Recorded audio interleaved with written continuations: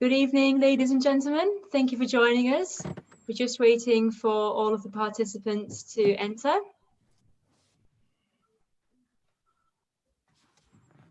Good evening to those of you who are just joining us. We'll just give it a few seconds to wait for everyone to join.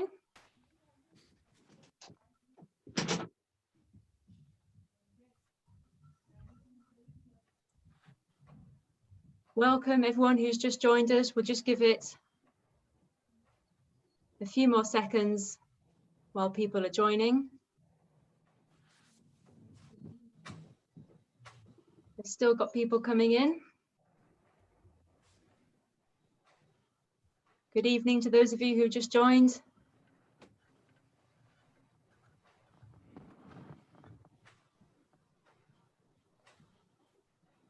Okay, still got a few people joining, but I think we're probably safe to make a start. So, well, good evening, everybody, and a very warm welcome to the online Naturetrek Roadshow. Now, this is the fourth presentation evening that we've run so far, having covered South America and wildlife cruises and Eastern Europe last week. And yesterday morning, we came back to an inbox full of more comments from over the weekend. And it's just become really apparent to us just how many viewers are finding these evenings not just a nice evening for escapism, but also a source of comfort and support during our renewed lockdown. And I know I can speak for all of our staff and most of you at home that we all have a great affinity for our natural world. And for some of us, it's what we live and breathe. And it is very difficult at times like this when we're restricted from doing what we love and we can't get out to those special wild places that we love. And a viewer who wrote into us over the weekend summarized it well and said, "We so look forward to these evenings with you during this difficult period. As outdoor and nature-loving Londoners, an hour in the local park barely cuts it." So we're just so pleased that these evenings provide an opportunity for us to join together and meet like-minded travellers online and to enjoy some escapism and think positively about things further afield from our local woods or local park and focus on the good times that are going to come. So that's what we're here for, to provide hope and some light-hearted entertainment and to brighten those otherwise dark winter evenings. And the pleasure is all ours to be able to do that for you. And for those of you joining for the first time, my name's Sarah Frost. I'm Naturetrek's marketing manager and a cruise leader, and I've worked for Naturetrek for 6 years now. And I'll be your host for this evening, speaking to you from Hampshire. And as many of you know, we'd normally be out on the road delivering these talks in person in different venues across the UK. But we're still really happy that we're able to do this all online for you. And we hope we don't have any technical issues, but if we do, please just bear with us. You've all been very kind so far. And one positive outcome of doing this online, of course, is that you can all join us from the warmth and comfort of your own homes. So I hope you're all sitting comfortably and are joining us with a cup of tea or a glass of wine or a beer so that we can share a drink together and enjoy the evening ahead. If not, you do have a minute to pop and get yourselves one. If you're not on our mailing list and you'd like to receive a brochure after the talks this evening, then please just email us at info@naturetrek.co.uk with your postal address, and we'll be pleased to sort that out for you. And we have a brand new 2021 and 2022 brochure, which we published in just a couple of weeks. It's at the printers right now. And later this year, we hope to get a good number of tours off the ground and get you all traveling again. Likewise, our website is a huge resource of detailed information, and there's lots of information there about our tours, and you can find detailed itineraries of the tours and also tour reports of previous holidays. So please do just go online and have an explore. A couple of viewers earlier in the week have inquired as to whether we run botany holidays, and the answer is yes, absolutely. All of them can be found online, or just call us to discuss your interests, and we'll be speaking about some of those on Thursday evening when we take you to the Swiss Alps, so do join us then. And once again, we're pleased that so many of you want to join us this evening. We've actually got 300 households watching, so we could guesstimate that perhaps we've got over 400 or 500 people actually joining us tonight. And our plan for each evening is to give you the best armchair travel that we can. And tonight we're focusing on Asia. Now, Asia holds a particularly special place in Naturetrek's heart because it's where we started 35 years ago. Our co-founder and managing director, David Mills, started his career by working as a guide in Nepal in the 80s. And in 1986, he wrote the first Naturetrek brochure from a Berber tent in Morocco. And it was the following year, in 1987, that we carried just 27 passengers abroad to India and Bhutan and Morocco, many of whom actually continued to travel with us for 20 or 30 years afterwards. And we continued operating exclusively in Himalaya and the Indian subcontinent for quite a few years to come until we launched a European program in the early 1990s. And of course, now we operate all over the world to all continents. But if you want to know more about our beginnings, please do just Google Naturetrek history, and you'll find a page on our website where you can enjoy an amusing read about what travel used to be like back in the 80s.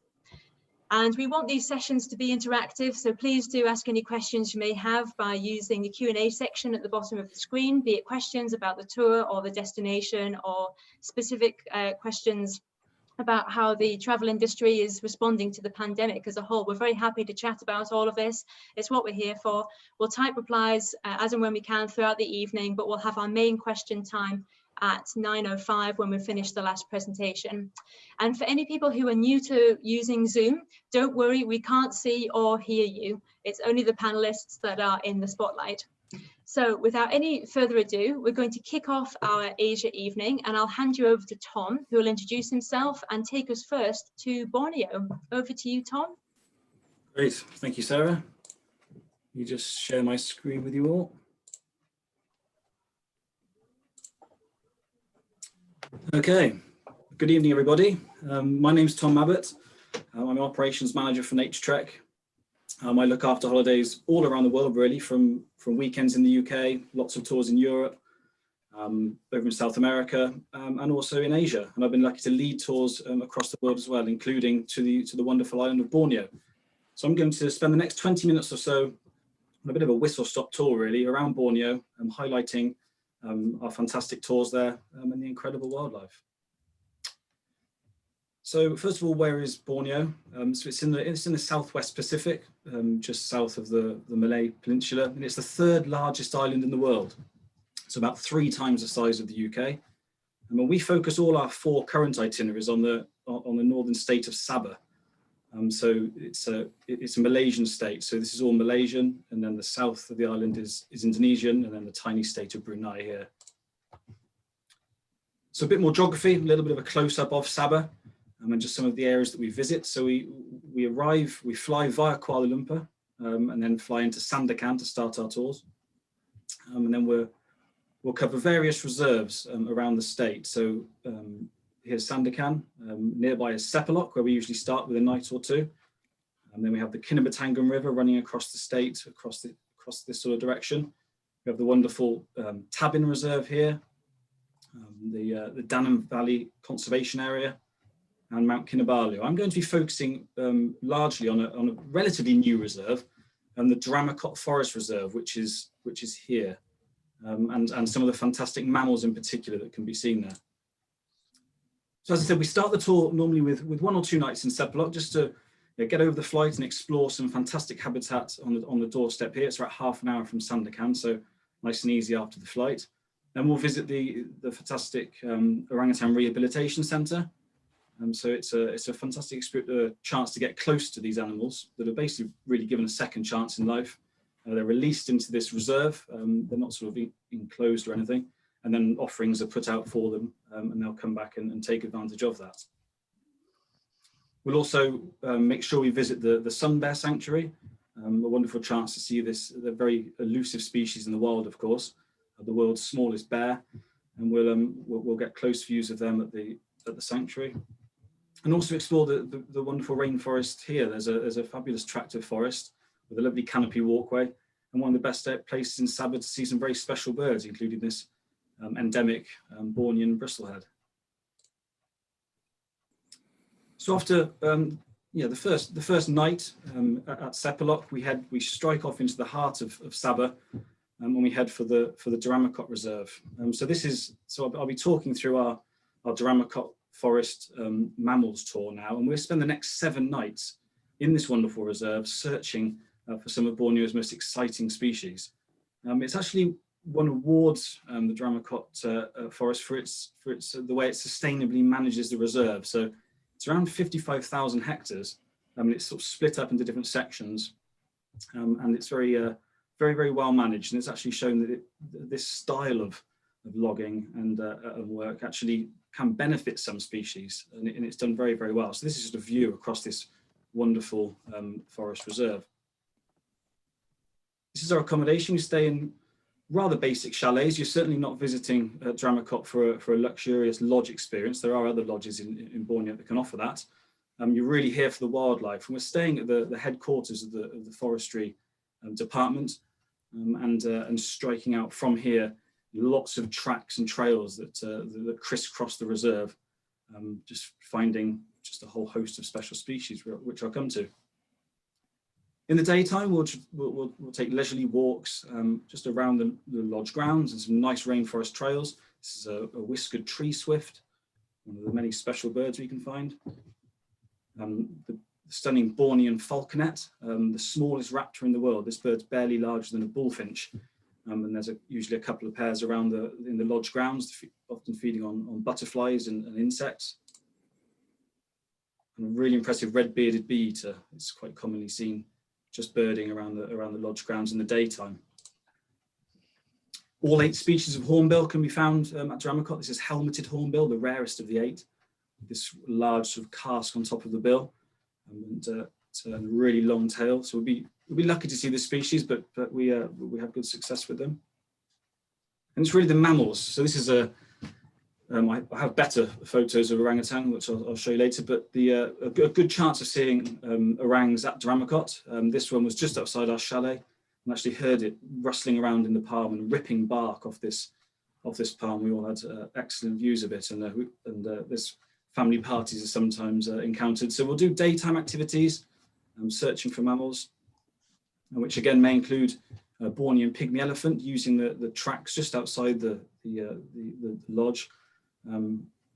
Sometimes they even come into the grounds as well. So a subspecies of the Indian elephant, and we do well with finding them. It's all about the night though at Dramakot. That's why we're here.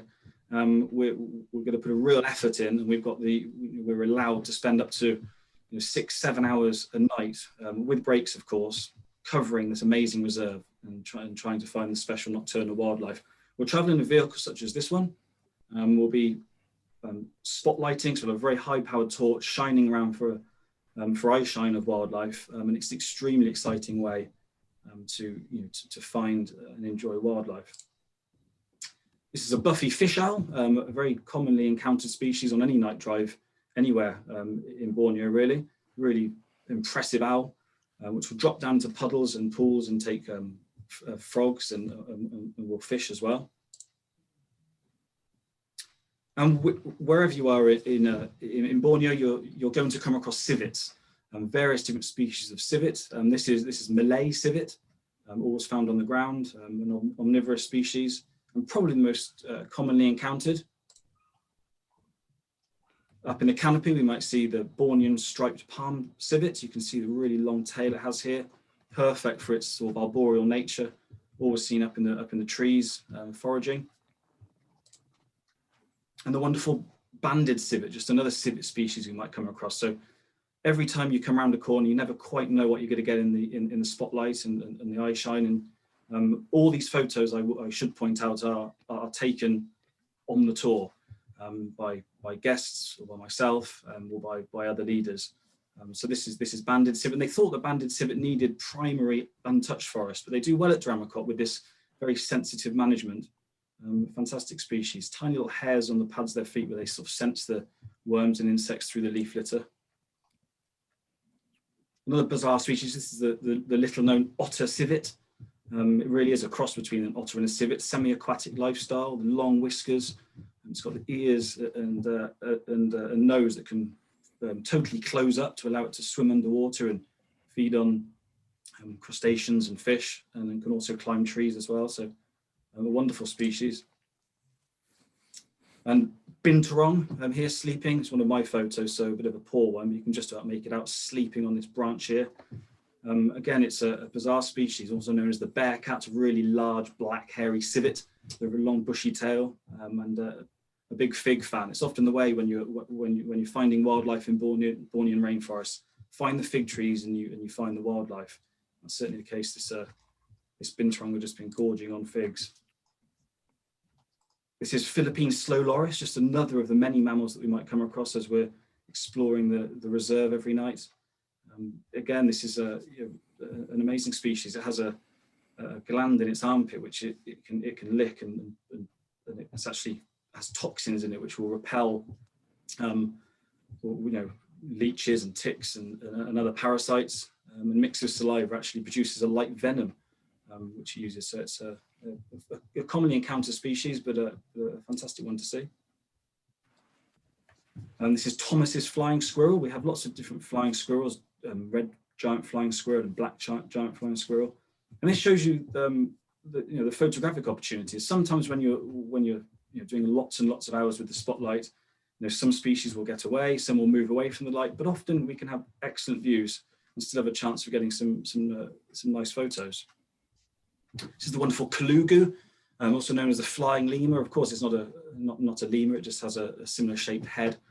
It will glide from tree to tree, an absolute master of gliding. It will glide over 100 meters from between trees as it works a circuit, feeding on leaves. And you can see the little head of the youngster sticking out here. These are one of my favourites. And this is a moon rat. This more closely related to hedgehogs actually than rats. But essentially looks like a large white rat. And they love these wet ditches, lots of earthworms, and they're another species we look out for. They really smell actually, so you can sometimes smell a moon rat before you actually see them, and quite aggressive little critters as well. And greater and lesser mouse deer. So these deer are barely larger than rabbits, tiny little deer, and they do benefit from the tracks here and the small sort of open spaces in the reserve at Dramacot. And they are a prey item to the cats, and that's why we're really here. And I'll move on to that now.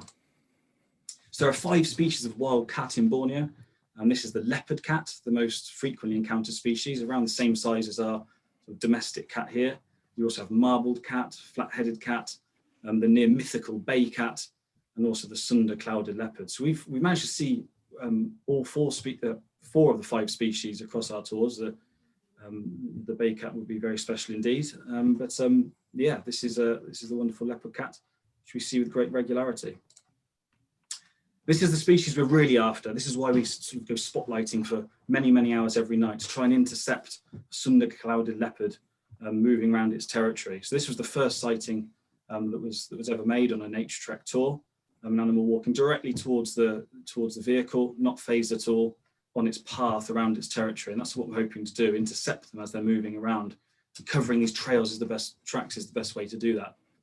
They'll often walk with their mouth agape like this to let air flow over a scent gland in their throat. So it's unlike lots of large cats. They rely heavily on scent rather than sight to locate their prey. And this fantastic photo shows the size of those canines. They'll bite the back of the neck, severing the spinal cord rather than round the neck like other large cats. They have this wonderful long tail. They spend time up in the trees, up in the canopy, and particularly the smaller females hunting primates, and they'll also come to the ground and take small deer. They've even been known to take orangs as well, large males. And this is another photo of a clouded leopard we've seen on our tours, walking right past the van.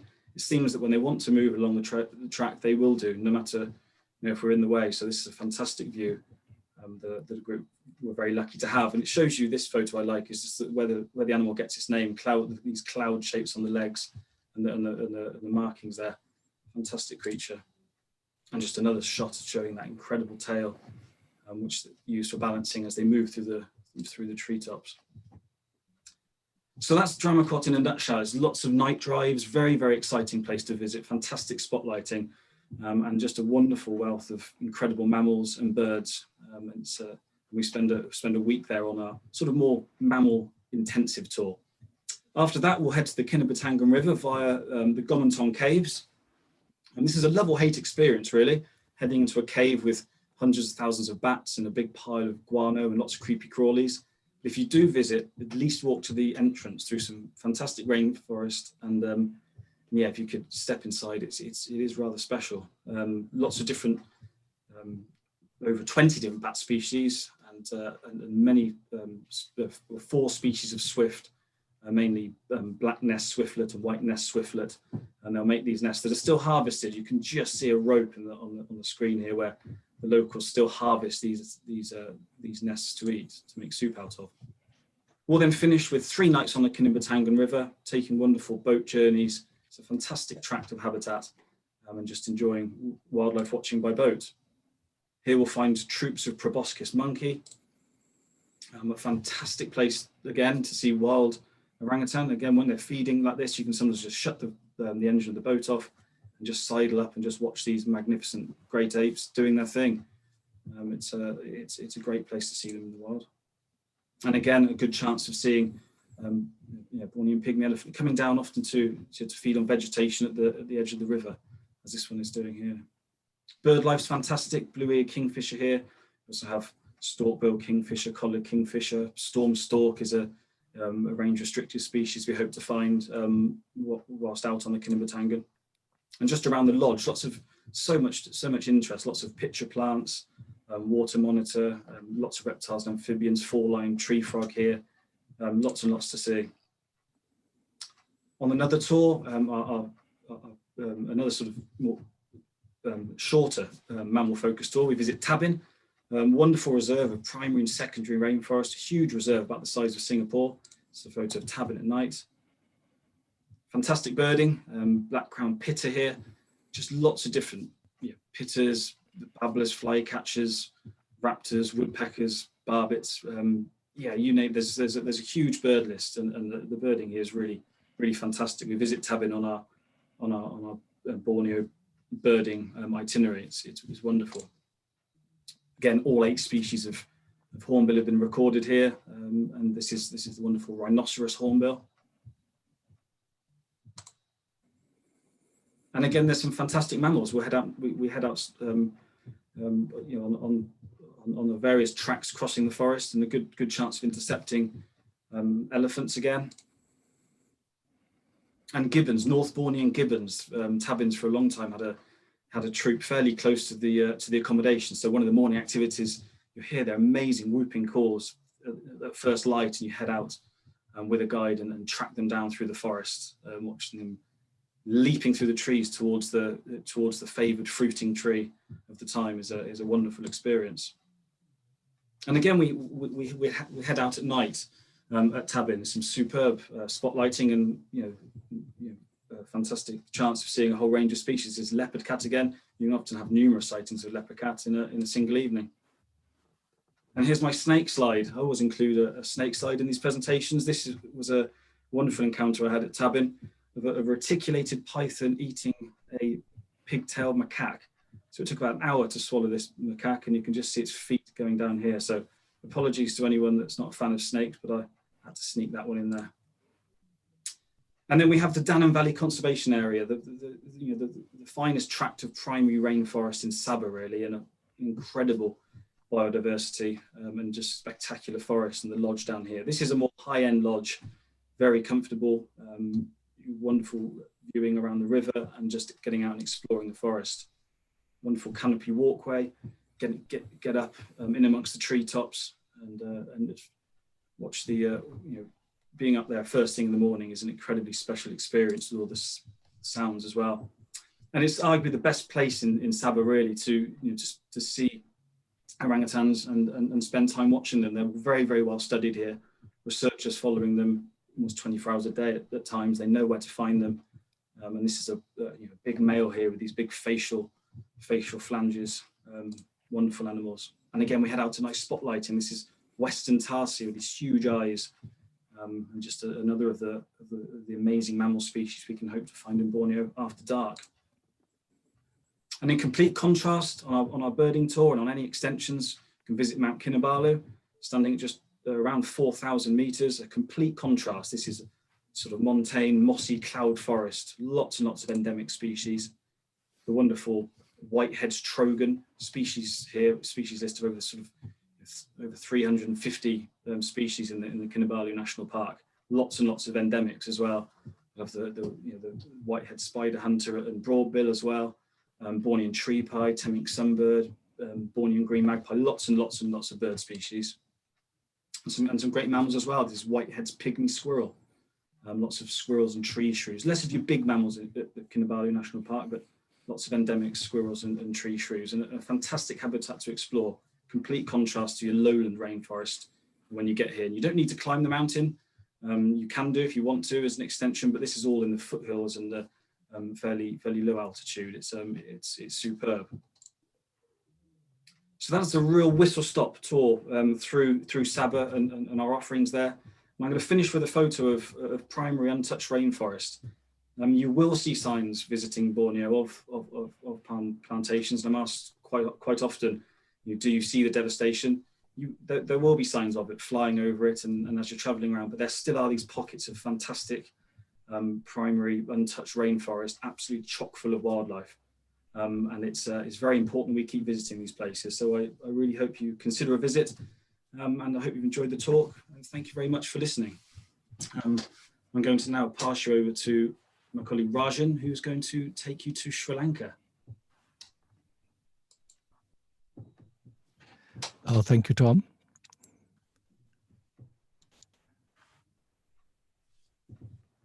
Good evening, everyone. Thank you very much for joining me today. I'm at Chandler's Ford in Hampshire, a bit chilly here. Today, I will be talking about Sri Lanka. My name is Rajan. I look after Indian subcontinent tours. I joined Naturetrek almost 20 years ago, and had the pleasure of visiting this beautiful island a few times, and always been amazed with this natural beauty. So to give you some idea where it is an Indian subcontinent. It is southeast of India, has a population of 21 million people. It is almost 3.7 times smaller than the size of UK. Sri Lanka, very, very rich with culture, with ancient palaces, historical monuments, you name it, it is there.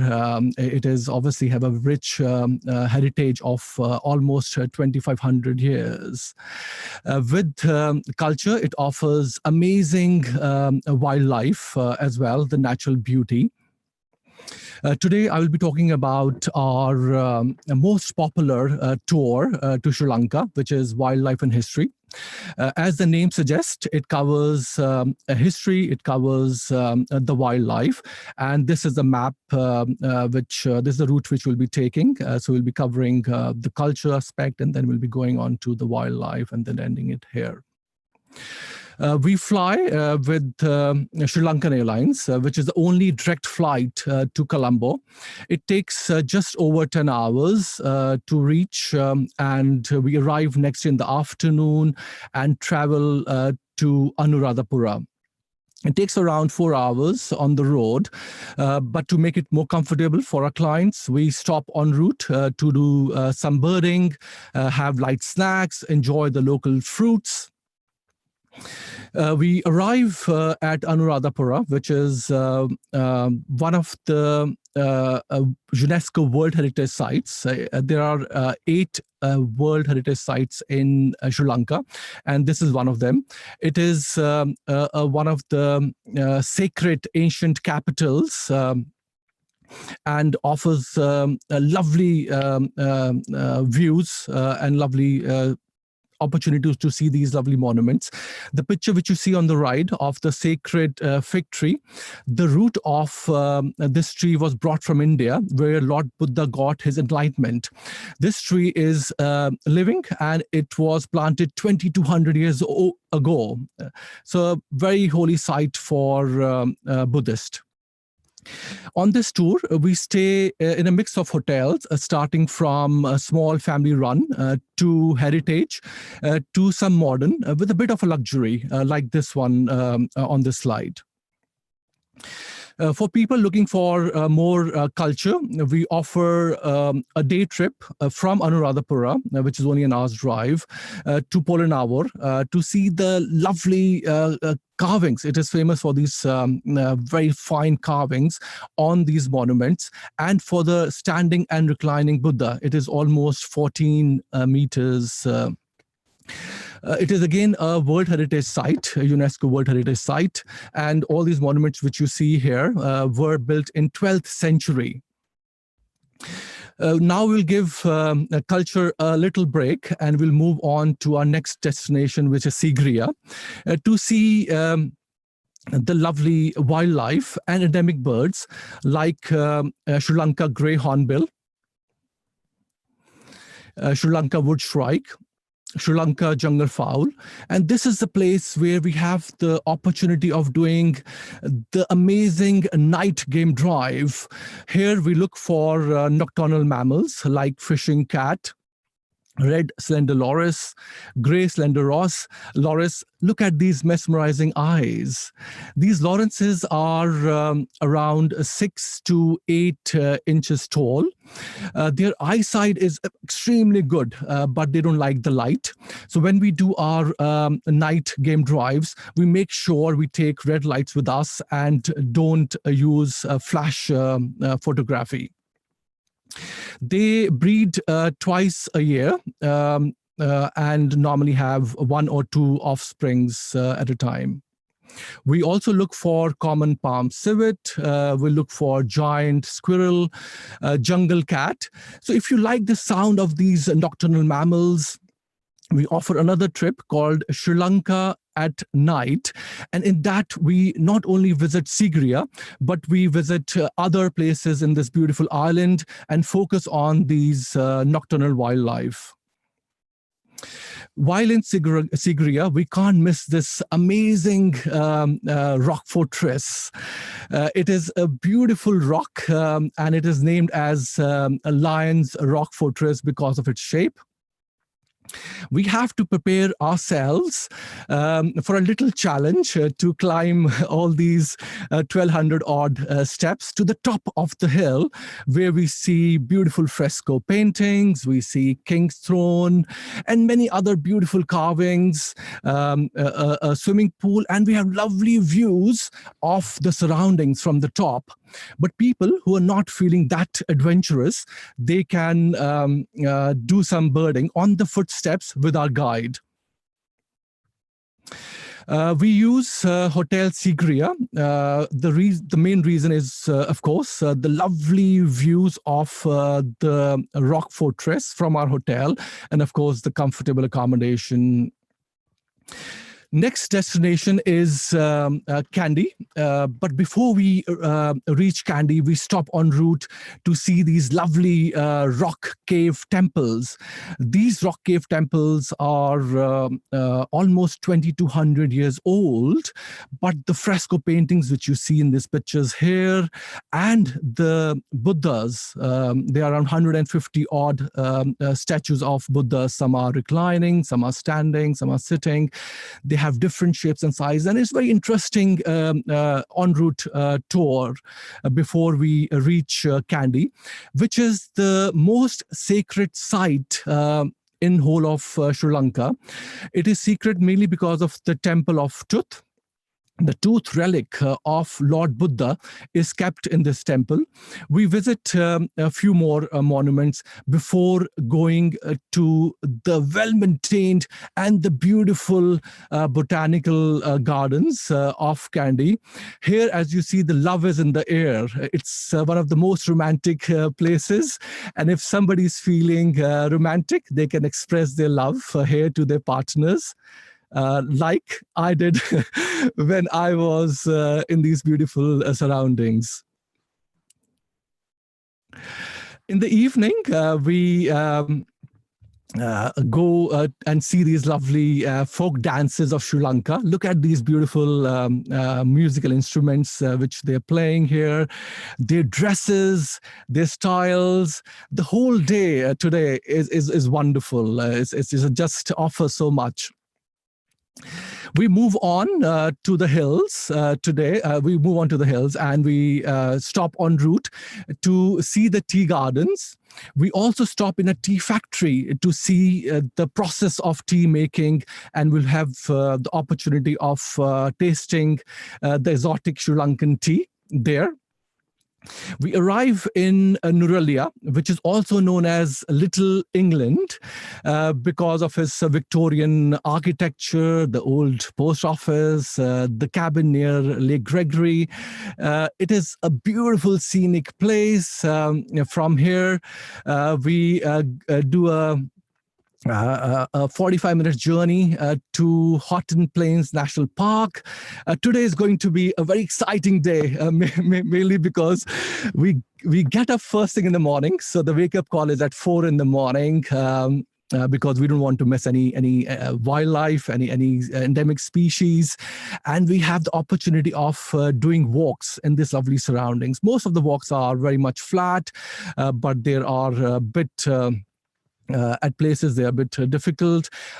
It's around 8 kilometers walk in these surroundings, but if somebody's doesn't want to do that walk, they do have other option to do.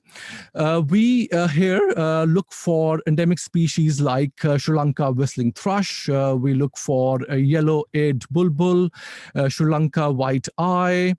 And this is the place where we also look for critically endangered purple face leaf monkey. A very shy mammal, but we have been lucky in seeing on some of our trips, mainly because of the knowledge of our guides, our tour leaders. As you may see on the map here today, it's a long journey. It is the longest journey of this tour. It takes around 7 to 8 hours. So to make it more comfortable, we stop in the marshlands to do some birding. We stop in the spice gardens to see how the Sri Lankan spices are grown. We have Sri Lanka lunch there. And then we arrive at Tissamaharama. Tissamaharama is only 45 minutes away from Yala National Park, which is the most popular national park in whole of Sri Lanka. And of course, because it is popular, it is overcrowded as well. So a few years ago, very cleverly, what Naturetrek did was we started visiting a neighboring park called Lugamvera National Park, which offers very similar wildlife. Plus the golden jackal and ready mangoes, and it is very scenic. And we spent full day in this national park. We do when there, we stay in this lodge, which offers the best location in whole of this tour. It is on the shores of Indian Ocean. The name is Cinnamon Wild Lodge. From the grounds of this lodge, we have in the past been lucky to see leopard. We have seen wild elephants. We do bird watching walks in the afternoon in the grounds, and we have seen many species of birds. One of the beautiful places to stay. Our game drives are done on these comfortable and spacious jeeps. And if we are lucky, we may have someone special from the wilds accompanying us.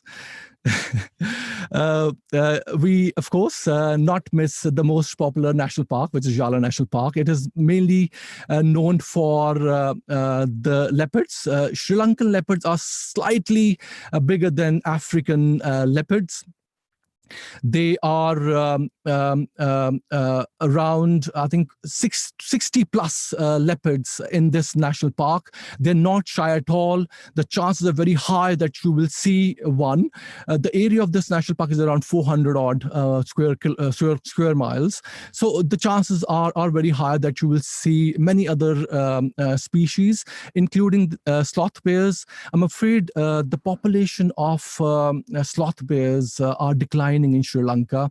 Now there are less than 1,000 left.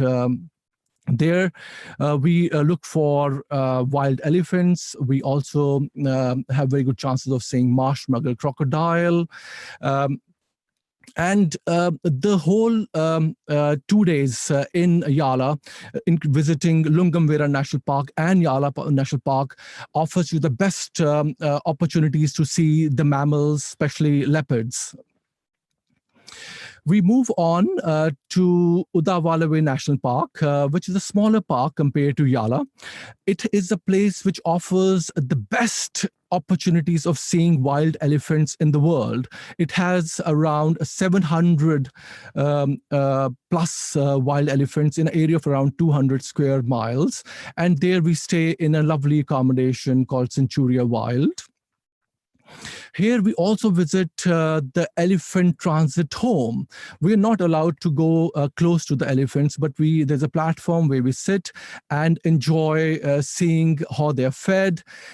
All the elephants here are needy, they are injured, so they're taken care of by the caretakers here. And then when they're fine, they're released back in the wilds. Today is going to be our last destination before we travel back to Colombo and fly home. We visit Siniraja, which is also a UNESCO World Heritage Site. We do visit this at the end mainly because it offers the best possibilities of seeing most of the endemic bird species. Sri Lanka has 34 endemic bird species, and out of 34, 25 species are found in this tropical rainforest. It offers possibilities of seeing the star bird species, which is Sri Lanka blue magpie. 60% of the trees are endemic to this region. When we are in Siniraja, we do all our birding on foot on these tracks. So we look for, as mentioned, we look for Sri Lanka blue magpie. The flight of blue magpie is not very good. So it can't fly long distances. So it's normally seen in this tropical rainforest. We also look for recently discovered Serendipscops owl. It was discovered recently by Deepal, who's a naturalist guide in 2001. We look for Sri Lankan frogmouse. Look at this lovely pair. Yellow-fronted barbet, and this cute picture of changeable hawk eagle. People who are interested in birding and would like to focus just on the birds of Sri Lanka, migratory birds, endemic birds, we offer a trip called Sri Lanka Endemic Birds. And in the past, we have been lucky in seeing most of the endemics of Sri Lanka and plus 100 more species. With this tour, we also offer some extensions. We offer an extension to see blue whales. These are the boats which we use when we go on the boat trips. Of course, we look for blue whales on this tour, but we also look for other whales like sperm whales. One of our trips in the past was lucky to see orcas, the killer whales. The season for blue whales is from November on till April. Best time being March, February and March. That's the best time to see blue whales in Marissa, where this extension takes us to. We stay in comfortable accommodation, very close to the beach. Fisherman's Village, lovely accommodation, lovely rooms, all are air-conditioned, ensuite facilities.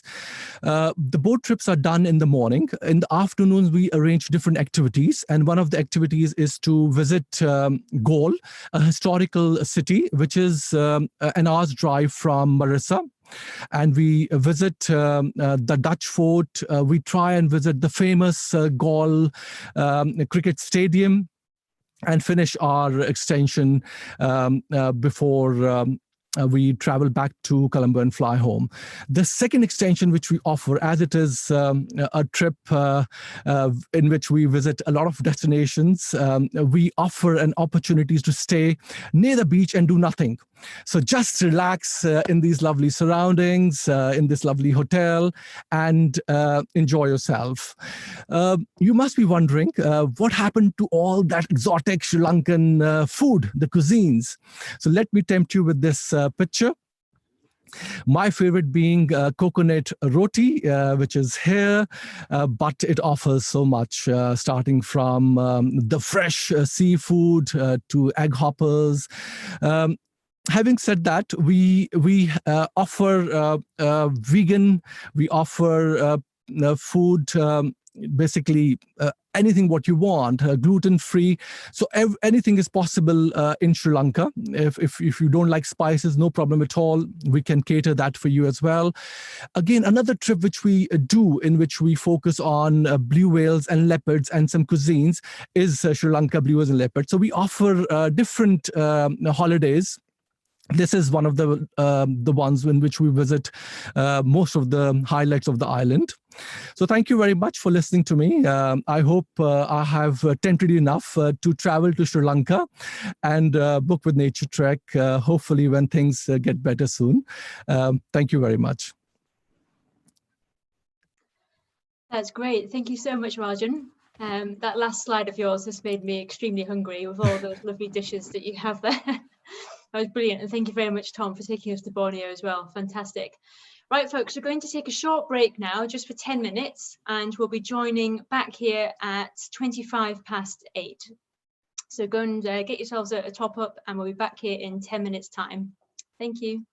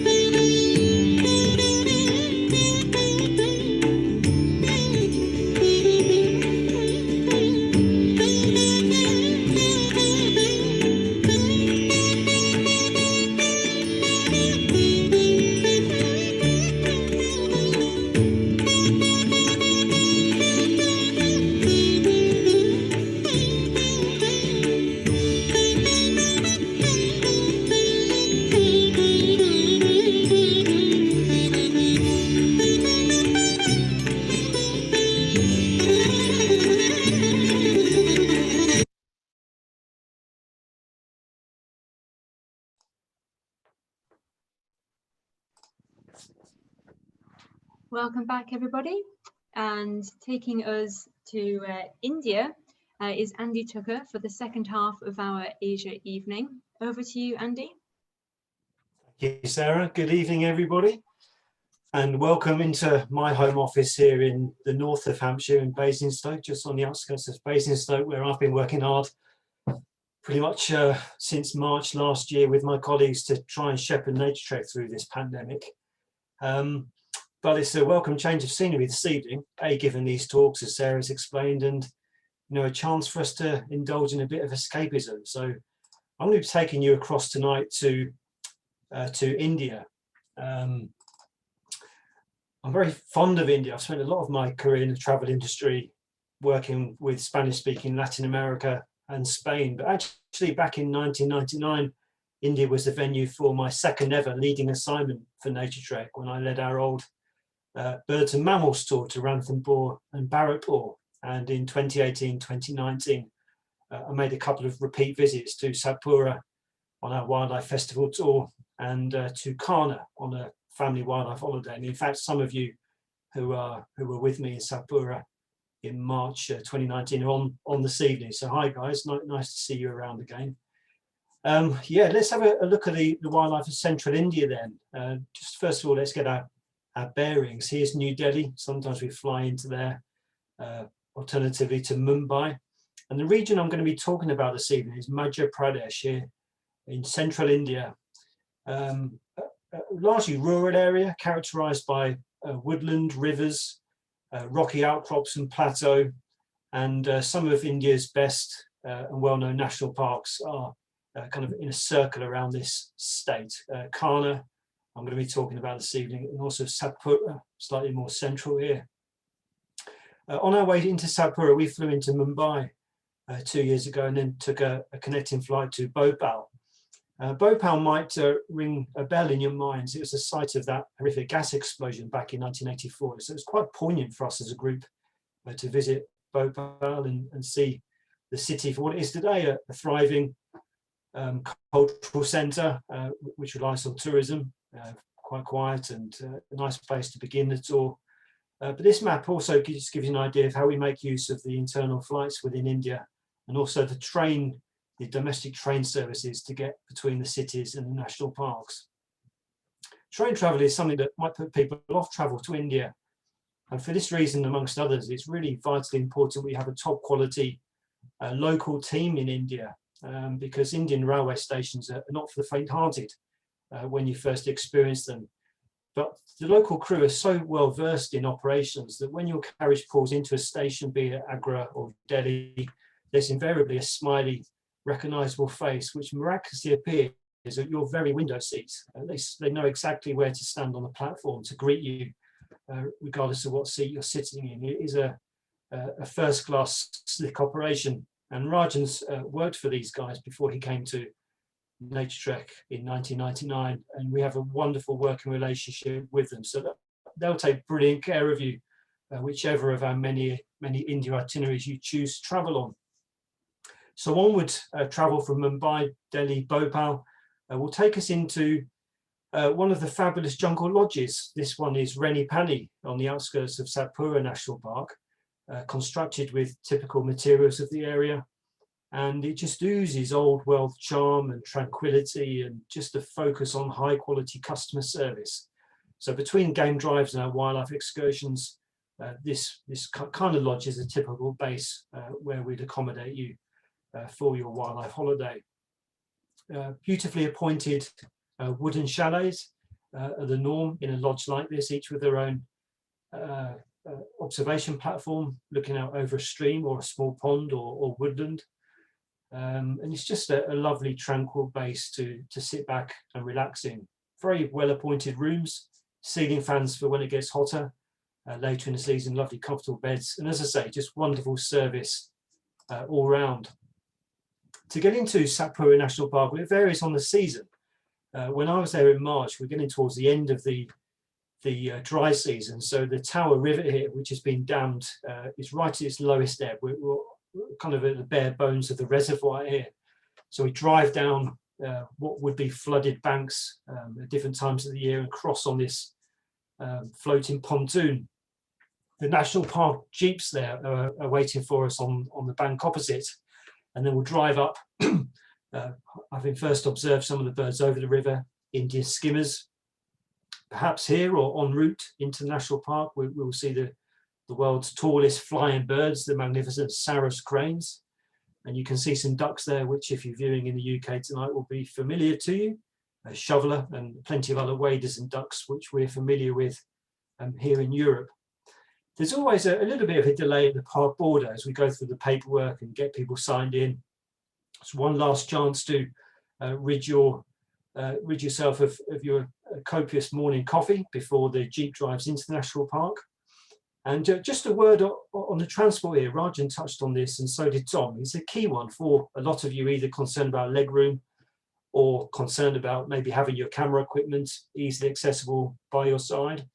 And in a lot of Indian national parks, these gypsy Land Rovers or jeeps are the way to get around. So 4 clients per jeep, together with a driver, a local guide and a naturalist. And they're reasonably spacious. You can have your camera at your feet or your camera bag between yourself and your partner or your traveling companion.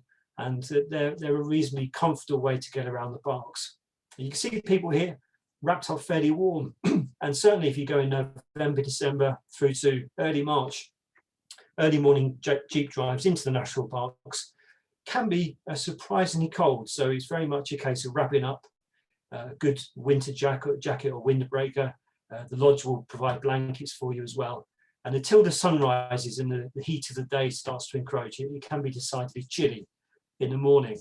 And then we leave the hustle and bustle of humanity behind, drive through the jeep entrance there and start to enjoy some of the wildlife of the national park itself. Common around the entrances are often common langur monkeys. These are common really throughout the subcontinent, and they're our friends in the forest because they will give alarm calls and alert us to the presence of any predators in the area. So a drive into one of the central Indian national parks is an atmospheric affair. Chilly, yes, but atmospheric mist rising off the meadows. Spotted deer or chital will be pretty much immediately obvious. Towards the end of the dry season, water will have receded into these small waterholes, which is a magnet for the wildlife in the park, providing some great photographic opportunities. And the other common primate we'll see around India, the rhesus macaque, offering some photographic opportunities too. The rhythm of the day is a pre-dawn wake-up, tea, coffee, a couple of biscuits in the lodge, a drive in the dark to the park entrance, and then we'll do a game drive of a couple of hours before we stop for breakfast. So this key morning period can be the best chance to see a predator strolling along the tracks, see peacocks in display here, Indian peafowl, and we'll be looking also for some of the ungulates in the park, the hoofed animals. The largest of the mammals in Central Indian National Parks is the gaur, and we'll also be looking for Indian muntjac or barking deer. And Satpura, arguably the best place on the subcontinent to see spectacled bear. Not spectacled bear. I'm still on South America mode. But yeah, these wonderful bears are fairly common in Satpura. They're fairly habituated, so they're not as skittish as they can be in some other parks. And Satpura certainly offers a wonderful approach to get close and photograph these bears. Sloth bears were very much maligned, of course. If you visited India in the 70s or 80s, maybe early 90s, you would have seen the awful spectacle of the dancing bears, where Indian tribes used to take these baby bears and rear them in pretty horrendous conditions in captivity. And then they'd be paraded on the streets around Indians' monuments for tourists to take pictures. Thankfully, within the last 10 to 15 years, the Indian government have got to grips with the sloth bear situation, and that awful practice has thankfully been outlawed. So sloth bears are now free to go about their way, and you'll see them digging for termites, maybe climbing trees, looking for beehives, and just going about their business. And it's a magical experience to come across these wonderful animals in the wild. So after a couple of hours, we break for breakfast, steaming coffee served from flasks. Various sandwiches and Indian delicacies are wheeled out and placed onto the bonnet for us to enjoy. quick loo break as well, and just to stretch our legs before the morning game drive continues. Some of the other wildlife we'll be looking for, the chowsinger, or the four-horned antelope, and the solitary male saddle deer, standing sentry-like in the forest clearings and glades. Also here present in Satpura, the Indian giant squirrel. We'll certainly get good views of this and some great photographic opportunities. And moving on to some of the birds, it's not the case that we're kind of encountering mammals wall to wall. The drives are interspersed with quieter periods when we can get to grips with some of the bird life of the region. So things like black-rumped flameback, these woodpecker species, several species of kingfisher, pied kingfisher, white-breasted kingfisher, and stalk-billed kingfisher. Just look at that impressive bill there. Then it's back to the lodge, and almost all of the jungle lodges we use are extremely well appointed, with a lovely swimming pool and a terrace to lie back and relax. And there's usually a couple of hours spare between the morning game drive and lunch to have a swim, to stroll around the grounds, taking photos under your own steam, and to indulge in a buffet lunch. And Rajan's touched on the cuisine. It's a question we often get. Rajan will chat to you about it later, but do I have to eat spicy food? What's the food like? Am I going to get stomach upsets? But these lodges are used to catering for international tourists, and you can see from the wonderful spread there, you can go from spicy curries to bland Western type food, and pretty much everything in between, alongside tropical fruits and some really imaginative salads. So they do take exceptionally good care of us over lunch and dinner. After lunch, personally at Satpura, I love to stroll around the forest grounds with some of the clients. Others are taking a swim or a siesta, but there's some lovely unobtrusive birding to be had, just at our own pace around the lodge buildings, looking for things like black-naped monarch, Tickle's blue flycatcher, this stunning little bird, and the unobtrusive orange-headed ground thrush. If you hear a rustling in the leaves in a shady part of the lodge gardens, if you focus in, you might just see these birds tossing leaves, looking for insects and grubs underneath the dying vegetation. Then after the heat of the day subsides, about 2:30 or so in the afternoon, we'll drive back into the national park and stay till dusk, when all of the tourist vehicles have to exit, otherwise the drivers are landed with a fine. So you will sometimes find quite a rush at the end of the day, as it's a race to get to the park gates before deadline. There's some more wonderful wildlife to drive around for and look for in the afternoon. The nilgai, or the blue bull. Hopefully more sloth bear encounters. We had pretty much sloth bears every day when we were there 2 years ago in Satpura. And probably the star, arguably, of Satpura, because the density of tigers here is relatively low. The other predators and larger mammals thrive, and they're a bit bolder than they would be in maybe true tiger country. And this is a leopard we saw in Satpura. Thanks to Alan Woodward for this photo. He's on the call this evening. I saw your name, Alan. Thanks. This brings back some wonderful memories. For me, it recalled my first ever jaguar sighting back in Peru in 1996, a magnificent spotted cat through the heat haze over in the distance there. It just is enough to raise the hairs on the back of your neck. And across our whole group on this visit, we did enjoy some quite wonderful leopard encounters, not just in the daytime, but spotlighting at night in the buffer zone, the region outside of the national park.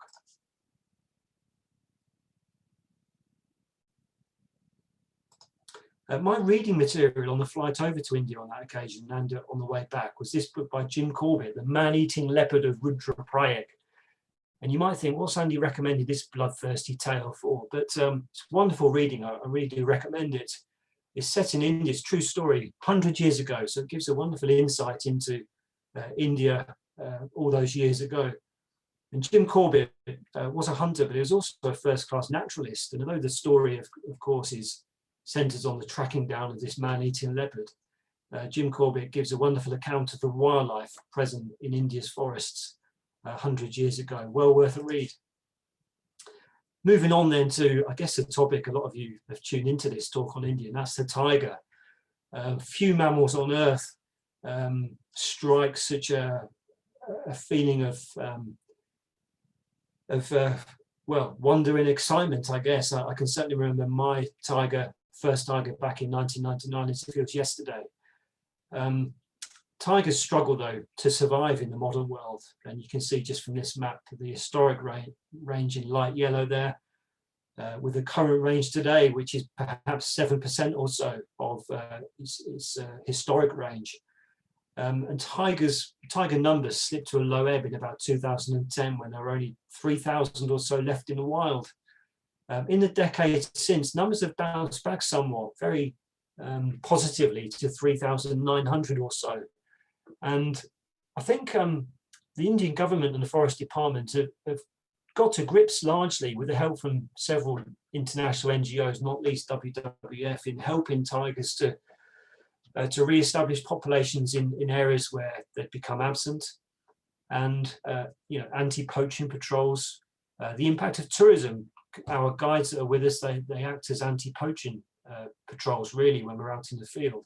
So it's all of these factors feeding into the conservation of the tiger, and all of us working in the travel industry with wildlife tourism in the subcontinent, of course, have deep ties with this and keep a very close eye on the situation with our local guides and colleagues. Just another example of one of the lodges we use. This is Singanawa Jungle Lodge, just outside Kana National Park.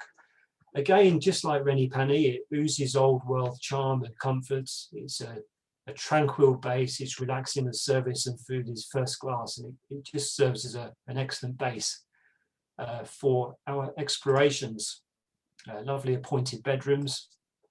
And this is me and my family actually in October 2018. I've just got this one in here just to show the different kinds of vehicles that are available. These are Toyota Land Cruisers owned by Singanawa, so a bit more spacious than the gypsies that I showed you in Sapura. Plenty of space to stretch out here. And if you want to know what kind of vehicles each lodge or national park uses, or how to book a tailor-made holiday to give you even more space, then Rajan would be delighted to talk that through with you. This chap here, David Raju, was our guide on this trip. David is an exceptionally talented naturalist, speaks fluent English, great sense of humour, and I like to think over 30 years of working on the subcontinent, we in Naturetrek have built up an unrivaled network, really, of contacts and guides of the calibre of David. And as I've said on previous talks, and I will continue to exude, the quality of the guiding on these trips does make or break the trip. David's written a book. This is an essential companion if you are heading to the central Indian national parks. Brilliant book. I've got a copy here on my desk. And it doesn't just cover the tigers and other iconic mammals, but the whole suite of other wildlife, from amphibians to insects to reptiles and birds as well. Well worth getting a copy. One morning, with my two sons, the girls had decided to stay behind. That morning, we ran into an Indian pangolin, and David was even more excited than we were to see it. It's his first sighting for several years. Just a record shot, that one.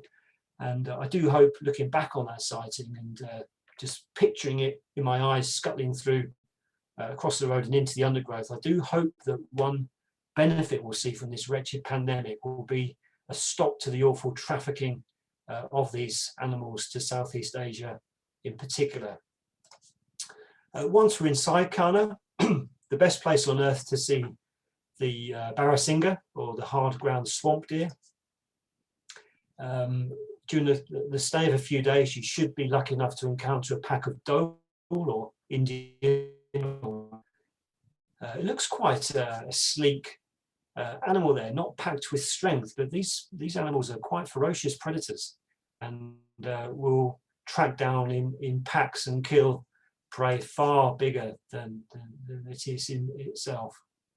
The chital, the spotted deer, again, these are our friends in the forest, and they're common in Kana and the other national parks, and these are often our first key to the presence of a tiger or a leopard. And at the risk of embarrassing myself by putting on tape the call of the chital, it sounds something like this. Oh, oh. And that sound will echo across the meadows and forests in the morning. And our local guides have their ears pricked up And if the chital and the sambar and the lankas are giving off alarm calls, we can make a beeline for that area and see whether we can encounter a tiger. So some of you on this call will have seen a tiger and no doubt remember your first encounter. For others, it will be a dream to head to the subcontinent in search of this magnificent predator. And Kana, along with Bandhavgarh and Panna and Pench, they offer wonderful opportunities. It's not easy, you've got to work for it and be patient. But at dawn especially, the tigers will pad around the tracks through the national park, marking out and scenting out their territories. So often that first hour after dawn, after allowed into the national park, will be the key time to come across a tiger. And they will also scratch the trees to mark out their territory. Some wonderful photographic opportunities. And it is a privilege to be in these national parks, seeing these animals go about their business.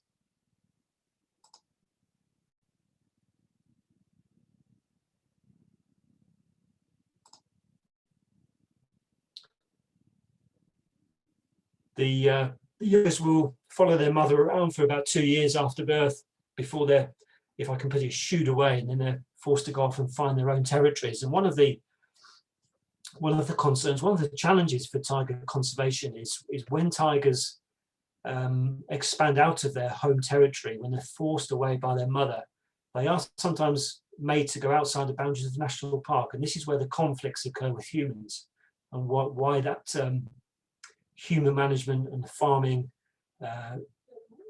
is such a focus for conservation. How can tigers coexist in the buffer zones as they expand outside of their national park territories? One of the things that's good in Indian national park tourism, and has changed in the last 10 years or so, and I mention this now because you can see those jeeps there in the background. If I showed you a photo from 2000, 2005, there'd be a bank of about 20 jeeps in this area here, all full of neck-craning tourists wanting a view of the tiger. And the Forest Department did two things to combat this overcrowding. One, they sold jeep permits to named passengers only. So when you book a holiday, Rajan will phone India and book you into a jeep. So that's your place on the jeep, that's secure. And they're finite. Once the permits for any given day are sold, they're sold. So that in one fell swoop really curbed overcrowding in Indian national parks. And secondly, thankfully, they've banned the use of mobile phones in these national parks.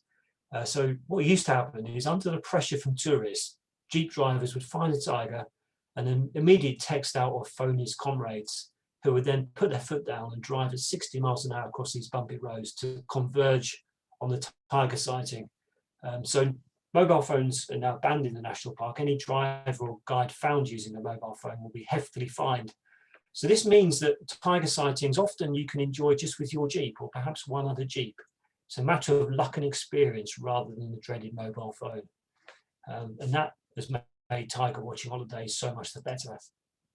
Just to finish this talk, I loved Rajan's talk there because it reminded me of the seamless way that culture can be combined with wildlife watching. And we get this question quite a lot, you know, am I going to be interested enough to enjoy a Naturetrek holiday? Will it be wall-to-wall bird watching? And as Rajan has discussed, and as I'll finish on here, in a country as rich as, with such a rich tradition and heritage as places like Sri Lanka and India, it'd be a criminal shame really not to take in some of the heritage and culture in between our game drives and wildlife. So here we are at Agra, the Red Fort, and just along the river, the magnificent Taj Mahal, of course, which I greatly enjoyed with my family in 2018, just as I did back in 1999. And in fact, Rajan, I don't know if he's on screen at the moment, but Rajan's Zoom profile picture has him in a very handsome pose in front of the Taj Mahal. So I'm bound to blow Naturetrek's trumpet, forgive me for doing so, but I'll just finish by saying nobody knows the mechanics of the subcontinent and travel around it and wildlife watching than Rajan. So if you're thinking about planning a tiger trip or a Himalayan trek, or a visit to Gujarat or southern India, Rajan's the man to contact and have a chat with. Thank you very much. I'm going to stop sharing my screen now and hand over to Matt. I'm looking forward to your talk on Nepal, Matt. Okay, that's great, Andy. Thank you very much. I'm just going to share my screen. So give me 2 seconds. Hopefully that works. Yes, it works. A very good evening, everyone. My name is Matt. I'm an operations assistant here at Naturetrek. I also do a bit of tour leading as well. Now, prior to joining Naturetrek this time last year, and what a year it was, I was very fortunate to have set foot on all 7 continents on Earth before the age of 30. And this time last year in February, I was equally fortunate to spend a month in Nepal. And whilst there, I was staggered by just how diverse the landscape and habitat was, but also the wildlife that goes alongside it. So hopefully tonight I'll be able to show you the finest Nepalese wildlife you can see. So where is Nepal? There it is there, sandwiched between China to the north and India to the south. And how do we get there? Well, it's a 13-hour journey. That's 13, not 30. It's a Qatar Airways flight, London to Kathmandu via Doha. Now, as you look at the map there of Nepal, you see the northern half is extremely rugged, and these are the foothills and the mountains of the Himalaya. And in the south of the country, the darker areas, these are the lowlands, and that is where we spend the majority of our tours. We have 12 dedicated tours to Nepal, and the majority of these are spent in the lowlands. Now, we do offer many pre or post tour extensions to Nepal, namely Kathmandu, slightly further west to the city of Pokhara, and then even further west to the southwest corner of Suklafanta National Park.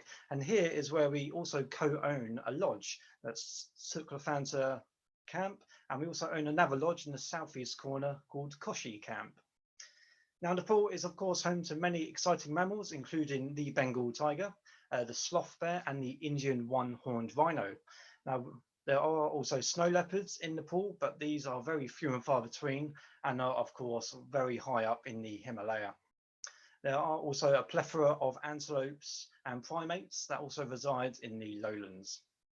Now, currently, there are 886 species of birds that have been observed in Nepal. That's a staggering number, but only one of those is endemic, so it's only found in Nepal, and that is the spiny babbler. Now, I think it'd be criminal to move on without showing you Nepal's national bird, and that is the Himalayan monal. Now, if you do like to see these birds, you will have to fetch your walking poles and your hiking boots and trek up to around 10,000 feet where these spectacular birds reside. Now, all of our tours, they start off in the city of Kathmandu, and here's where we offer that pre-tour extension. Now, you can have a day or even up to 2 days to explore this city that is steeped in culture and history. And it's also a wonderful place to start your bird list. As you can see, there's a feral pigeon flying by.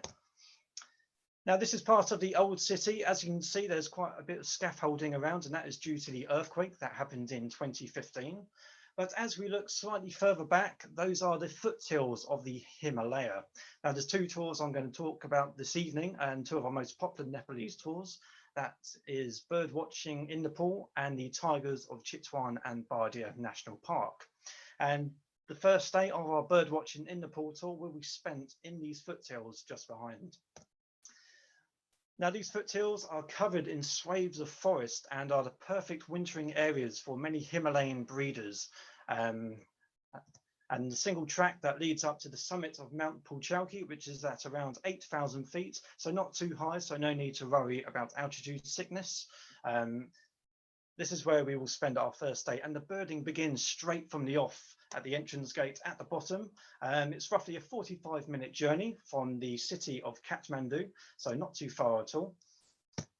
And expect to see and almost certainly hear first the great barbet. Now, these birds are in high numbers in the lower elevations, and as I said, you will hear these first, but it shouldn't be too long before you obtain views such as this. Now, another barbet, the golden-throated barbet, these are found slightly higher up, and these Himalayan specialists can be found all the way from Nepal to the Far East in Thailand. Now, as we head up that single track up to the summit of Mount Pulchowki, in our vehicle, we won't let you walk up, it's about 15 kilometers, so be rest assured. We start to see many flowering bushes and trees, and this is where the sunbirds start to be seen. And there are 3 species on the mountain. There's the black-throated, there's this one here, the green-tailed, but no doubt the most vibrant is the fire-tailed sunbird. Now again, these are all Himalayan specialists, ranging the same as the golden-throated barbet. Now we do offer a bird watching in Nepal tour in March, and if you wish to see a fire-tailed sunbird such as this plumage here, which I'm sure you do, then March is the time to see it. Now, as we head further up into the mid-level of the mountain, we start to come across many mixed species flocks, and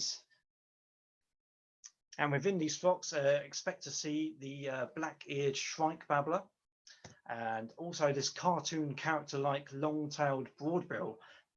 Now, the broadbills, they form their own flocks within the mixed species, but they are extremely shy and wary, so we have to be extremely lucky to see this bird. But once you set eyes on this beauty, it is extremely memorable. Now, it's not, of course, all the birds in the trees, it's the birds on the ground as well. And Nepal is very famous for its pheasants. Now, this one here is the Karlige pheasant. They are quite common on Pulchowki, and you'll often hear them rummaging around on ground level amongst the leaves. Now, of course, as we head further up, the views start to open up as the trees become slightly sparser. Here you can just about make out the city of Kathmandu, just below the lovely layer of smog. But straight in the background, you again have the Himalaya. Now, on the upper reaches of the mountain, this will be our #1 target bird to see. This is the Himalayan cutia. Now, they very much resemble the pittas of Southeast Asia. However, these are in trees, but are often seen bouncing along tree branches and up tree trunks. So very much like nuthatches in this country, but a spectacular bird nonetheless. Now, sticking with our bird watching in Nepal tour, the next day we will catch a 1-hour flight down to the southeast corner of the country to an area called Koshi. Now, I do recommend that on the flight you choose the left-hand side, as on very clear days you can normally see Mount Everest. So, Koshi Tapu Wildlife Reserve. Now, this was established as a reserve back in 1976 to protect the last remaining population of Asiatic water buffalo. There have been a staggering 486 species of bird on the reserve, including several endangered species, including the brittle grassbird, the Bengal florican, and Indian courser.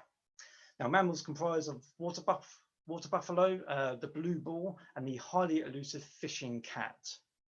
It's also the most reliable site on the subcontinent to see the Gangetic River dolphin. And here is said dolphin. Now, on our first afternoon or evening at Koshi, we will go to a barrage which splits the river Koshi.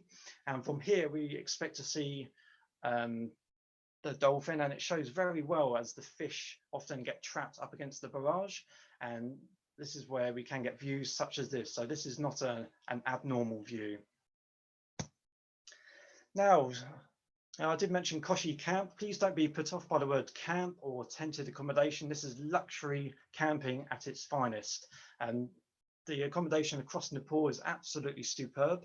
So please don't be put off by the sight of this. But as you can see, these grounds are absolutely spectacular. And from your accommodation, you can expect to see a plethora of birds, including the greater cuckoo, which often come down and feed on the bird tables here set up by the local guides. Now, overhanging branches or exposed branches are very good places to see bee-eaters, and this is the chestnut-headed bee-eater, and also expect to see the very common green bee-eaters as well.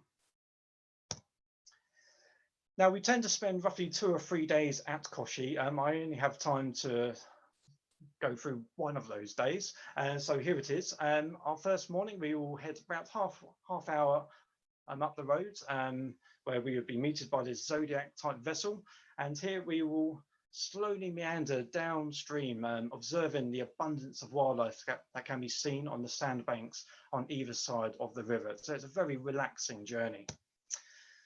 Now, small praticals are probably the commonest bird you would expect to see along here. This tern-like bird breed in very high numbers on the sandbanks, And in my eyes, these are the most charismatic species in the whole of Asia. They're absolutely superb. And it's probably a good time to mention that these are all my photos that were taken last year when I was in Nepal. And there we go, another small pratincoal. I expect to see many egrets. Of course, in Asia where there's water, there's egrets every time. And ruddy shell ducks are just one of many species of wildfowl that also use the river. Now up above, amongst the many vultures that you'll be seeing, expect to see many eagles as well. This is a booted eagle, a dark morph. And you also get short-toed eagles and Benelli's eagles as well.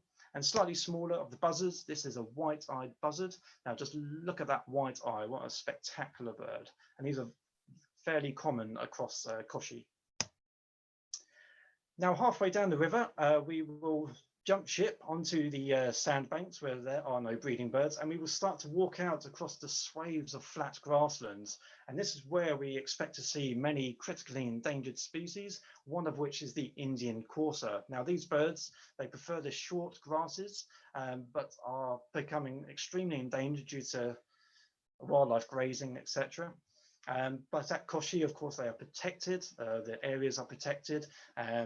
So this is where we would expect to see the Indian courser, and what a superb bird it is as well.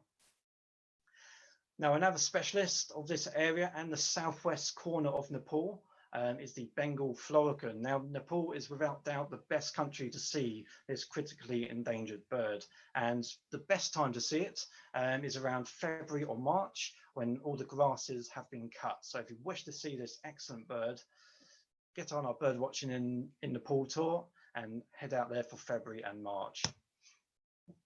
Now, after this exciting river journey, we'll head back to the grounds where we have a very hefty lunch. Trust me, there are no small portions in Nepal. You'll be extremely happy with the food there. And like all the other countries mentioned this evening, we cater for all sorts as well. Now, just by the lodge grounds is this very nice lake. Expect to see pied and stalk-billed kingfishers here, cormorants, bee-eaters, etc. All within very easy reach of the camp. Now, for the afternoon of this same day, we will be walking along this track, this tarmac track, which is roughly 2 miles long, and it's within walking distance from Koshi camp, so there's not much traveling at all. And this is where we would expect to see a load of Himalayan species that winter in Koshi, but also it's a spectacular area to see owls. And I kid you not, in a single afternoon and evening, you can expect to see at least 6 species of owl. And that is because the local guides we have at Koshi know exactly where to find them. However, going back to the migrants, so this is a spectacular Siberian ruby throat, a male showing off that beautiful throat patch there. Now to the owls, as I mentioned earlier, expect to see up to 6, you could even see 7 within Koshi and even within the camp. This is an Asian barred owlet. It's a diurnal owl, so they hunt during the day. And this is a brown hawk owl. And now, as you can see by the eyes, this is clearly a nocturnal owl. And again, you would need the use of our guides to see this spectacular owl roosting during the day. Jungle owlets, they are very common across the area, no problem there. But this is our #1 target, the brown fish owl. Again, this is a nocturnal owl. You can tell by those very large eyes. And this is our #1 bird, or #1 owl at least, for the Koshi area. Now, of course, it's not all about the birds, is it? There are plenty of mammals as well that reside here. This is probably the commonest, the golden jackal. Slightly smaller and far cuter is the Bengal fox. Expect to see these across the short grasses. You can often see their dens, which is a bit of a giveaway to their presence. The blue bull is a range restricted species, one that Andy showed just now. Again, Koshi is a very good area to see this antelope. But probably the most sought after around Koshi is the fishing cat. Now, that small lake I showed you just now, just by Koshi camp, most mornings you can see fresh footprints around the side of the lake. So if you do wish to see this bird, I would suggest take a torch and some caffeine and you may just get lucky by doing a night watch by the lake. Okay, and that is our time at Koshi. Hope you enjoyed that. Rather rapid, but there we go. I'm now going to take you to Chitwan National Park. Now, this is also part of our bird watching in Nepal tour, but also our tigers of Chitwan and Bardia National Park. So Chitwan, this was the first national park to be established in Nepal back in 1973. It's home to 68 species of mammal, and of course, including the densest population of Bengal tiger. There have been a staggering 584 species of birds that have been recorded in the park, including many globally threatened species. And due to the size of the park, but the low tourist numbers, on a single Jeep safari, you would see very few tourists at all, which creates a very bespoke experience. Now, there are many accommodations that are scattered along the northern edge of the park, and all are as pristine as one another. So I'm just going to show you a small example of accommodation here. Such beautiful rooms, lovely balconies, and absolutely gorgeous views as well. Now, especially this one, here you can go down of an afternoon, evening with your beer, your wine, etc., and just observe the abundance of wildlife that splits the north side of the park, sorry, the north side of the river to the south side where the park actually is. This is the River Rapti, and you can just see there above the left-hand bench, there's a marsh crocodile just lounging around in the water, cooling down from the hot day. And the other wildlife that you would expect to see from this very balcony are Indian one-horned rhinos and the critically endangered gharial. This incredible reptile is very range restricted and endemic to the subcontinent. Another marsh crocodile there. And the Indian rock pythons are also quite prolific along the rivers, and they tend to stick to the islands where there's less humans or less cattle, etc. Now into Chitwan National Park, and of course this is where people come to see the Bengal tiger. Now, tigers in Nepal are extremely hard to see. As you can see, the understory here is very dense, and so any sighting of a tiger in this country is memorable and extremely sought after. Now, as we are driving around the park, sloth bears can be encountered. And there are also many birds of the area. This is a red-headed trogon. And oriental pined hornbills can also be found with relative ease, but it's their larger cousin, the great hornbill, that we would hope to see. You often hear these before you see them, as they crash around the treetops, or their large wings create a lovely noise just above the canopy as they fly past. A truly spectacular bird. But of course, it is all about the tigers. I know. So this is my experience. This time last year, I was on a recce trip in Nepal for Naturetrek, and I only had one evening to observe Bengal tigers. That's if I did at all. So this was roughly 2 hours before fresh tiger prints. So I was getting much closer. But anyway, I just want to briefly touch on the tiger situation in Nepal. Now, in the past decade, there has been major conservation efforts to increase the wild tiger population in Nepal.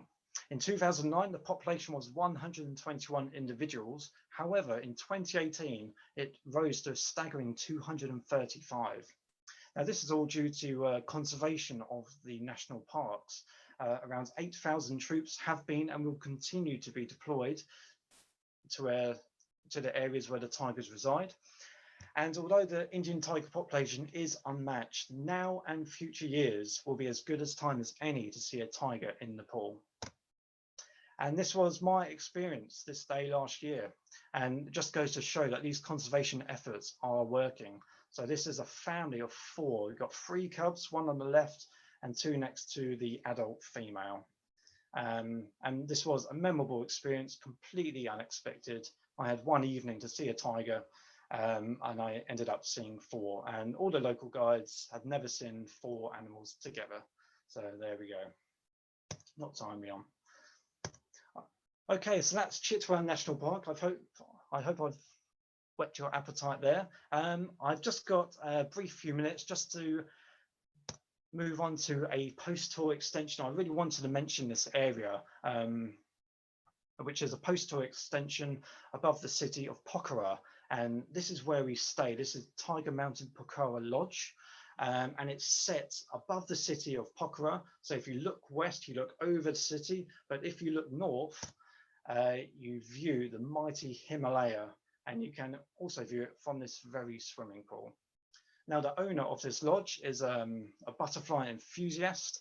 And if you want to learn about the butterflies of Nepal, the owner, who is Marcus Cotton, will happily show you the many butterflies that reside at this very site.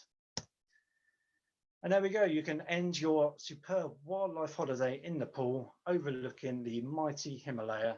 And that mountain in the center of that is the fishtail, the famous fishtail mountain. So that's all from me. I hope you've enjoyed this talk. If you do have any questions that you don't think of at the moment, please email me personally at matt@naturetrek.co.uk. However, for now, I am going to pass you back to Sarah. Thank you very much. It's fantastic. Thank you very much, Matt. Got very fond memories of my trip to Nepal a couple of years ago, staying at Tiger Mountain Pokhara Lodge. It was brilliant to look back at those pictures. Okay, we do now have time for some questions. Some of you have been messaging in while we've been doing our presentation. So we can start with one we've got here from Paula Reed. Are the chances of seeing tigers in Nepal better or worse generally than in India? Well, Matt, you just touched on this.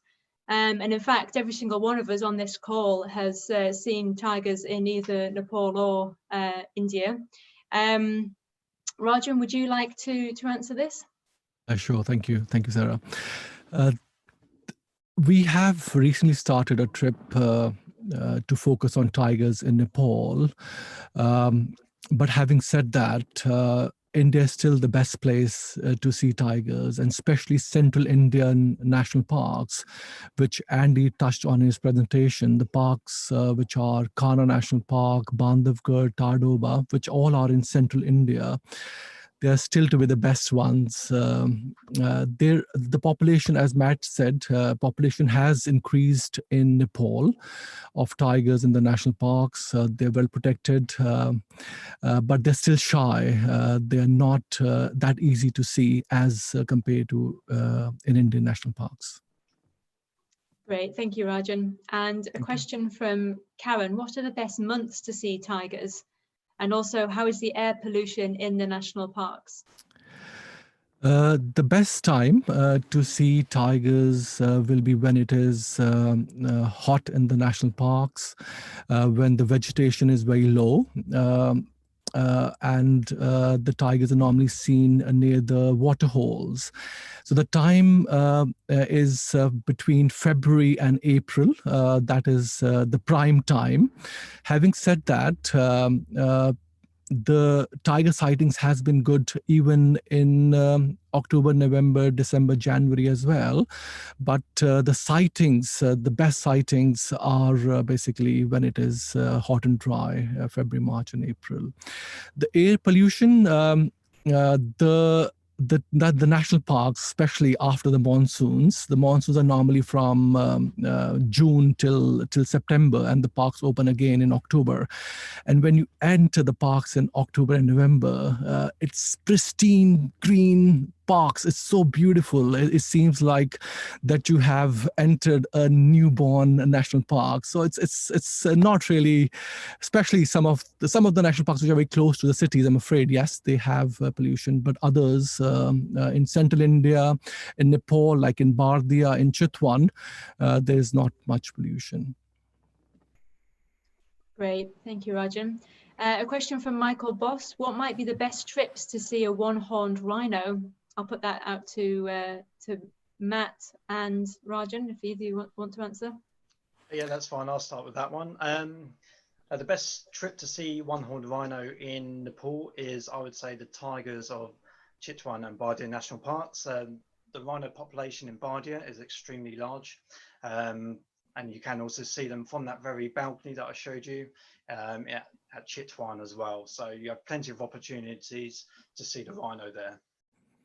Yes, no, I agree with Matt. I will just add that we do a few more trips in Nepal, where we visit Chitwan National Park. We have trips like Nepal a bird watching tour, Nepal a mammal tour, and few more. And if we're visiting Chitwan National Park, it's almost basically, which we should not say it, but the chances are extremely high. They're almost guaranteed that we will see a one-horned rhino. In India, I will just quickly add, in India, we do a cruise called Brahmaputra Cruise. And on that cruise, we go to the land and we visit few national parks, including Kaziranga National Park, which is in northeast of India. And that offers, again, very, very good chances of seeing one-horned rhinos. Thank you. Great, thanks, Rajan. A question here from Jackie Clark. I'll put this to both Andy and Rajan. She says, India has been badly hit by the pandemic. How is the tourist industry coping? It's a tough one, Rajan, isn't it? This came up the other evening on our talk in South America. And yeah, we're greatly concerned for our partners around the world. It's fair to say that tourism in India has ground to a complete halt, aside from some domestic tourism, limited domestic tourism. So I'm afraid it's a bit like us. It's the case of battening down the hatches, being as proactive and as positive as you possibly can, and hoping that there's a way out of this pandemic sometime in 2021. Now, we seem to be ahead of things slightly with the vaccine rollout here in the UK, and we eagerly await messages about travel passports, vaccine passports, etc. But there's scant mention of the travel industry from government sources here in the UK. But Rajan, we're in daily touch, aren't we, with our partners in India and throughout the subcontinent? We're with them in spirit. We've assured them that we'll be here sending them clients after this pandemic's over, and they've assured us that they'll be in business and with open arms ready to receive people. I think it's as simple as that at the moment, isn't it? But yeah, great concern. Correct. No, they love Naturetrek clients. I'm on a WhatsApp group in which we have all our top naturalist leaders, and they write to me every day. They're really looking forward to welcome you back in India when the situation gets better. Thank you. Thanks, Rajan and Andy. I've got a question for Tom now. Tom, this is from Helen Swift. Are leeches likely to be an issue on the Borneo Mammals Tour? Yeah, good question. You're fairly likely to encounter a leech when you're doing rainforest walks. Anytime you step into rainforest, it's just worth getting your leech socks on, tucking your socks in, and long sleeves, particularly after rain. But they're nothing to be too concerned about. They don't cause any harm. But one of the lodges, you actually get a certificate if you get a leech. So a bit of an incentive if you want that. But no, nothing to be overly concerned about. It's not unusual to have a leech, but it's also not common. You're not going to be covered in them. So just take the precautions, take your leech socks, and get out there and enjoy it. So hope it doesn't put you off. Thanks, Tom. And just staying with Borneo, Stephen Fulker has asked, does a Naturetrek guide from the UK accompany the tour to Dramakot, or is it a local leader? It's locally led now, this one. I've been out there and led the tour. Other UK leaders have been over there and led the tour. And the local guys are excellent. We have a chap called Henry Sapingi, who I've worked with, and other guides, and he's superb. We just don't see the need now to send over a UK leader. So Henry's with everyone from start to finish, and we also have input from the lodge guides as well. It works very well. So yeah, it's locally led, this one now. And one from Elizabeth Thompson, again on Borneo, Tom. I wonder if you can say what the best time of year is to visit Borneo. I'd love to see the wildlife there. I'm particularly interested in birds and insects, so I'd love to go there at a time of year when it's good to see those. It's a good question. It's a tricky one to answer for Borneo because essentially year round you can visit Sabah. Any time of year you visit Sabah, you can expect a lot of sun and some rain, whichever month you go. We tend to visit run our tours from March to October, generally the areas that we're visiting are a little wetter in sort of December, January, and we try to avoid those months. But it is difficult to say. Expect sun and rain whenever you visit. That's probably not helping that much. But our tours are from March to October time. Great. And a question from Paula Reed here. I was thinking about booking a trip around September, October 2021. Do you think Naturetrek trips will be able to take place as planned? Might be difficult to answer at this time. It depends very much on the destination, Paula, I think, but I'll put that one over to Andy. Paula, I very much hope so. I seriously do. We're thinking February's a washout. We're hoping perhaps day trips in the UK might be back on the radar March, April, early springtime. We're hoping to get underway in Europe, perhaps late spring. Long haul travel to the subcontinent, if you're particularly asking about Nepal, India, Bhutan, etc., you'd think at the end of the monsoon this year. We're hearing in the news, aren't we, that the majority of British adults will be vaccinated by the autumn. And if you think the average age of a Naturetrek client is 65-ish, we hope that the majority of our client base are going to be vaccinated before those of us who are on this call as staff this evening. But getting the vaccine out into the UK is just one step forward, isn't it? We still need to wait for news on Foreign Office travel advice, on international boundaries, on flight availability. So we're weighing up all these questions at the moment. There's an awful lot of guesswork, but we're hopeful for September, October. We are holding provisional spaces for people who want to hedge their bets. We're also taking plenty of bookings. So there are people who want to make some travel plans, knowing that they're protected by our policy if COVID prevents it, with a full refund or a transfer to a different trip. So we're trying our best, but thumbs up from me, September, October 2021. I'm hoping for the best. Thanks, Andy. And a question from Samantha Bradbury here. Andy, I think you're going to be the best person to answer this as a father of 4. She says, wonderful presentations, thank you. I have 3 nature-mad children, aged 13, 11 and 9. The 9-year-old is a bit fidgety. What is the best trip you've discussed for a family, or are any of them not suitable? Thanks, Samantha, for the question. Yeah, I wouldn't recommend taking a family with those ages of children on one of our group tours. In fact, we often get the question from other people who don't want children on our group tours, and it's a delicate balance, isn't it? Because I would never want to turn away a really keen, studious 12-year-old who's got a decent camera and wants to just absorb all the wildlife. Absolutely, those kinds of people.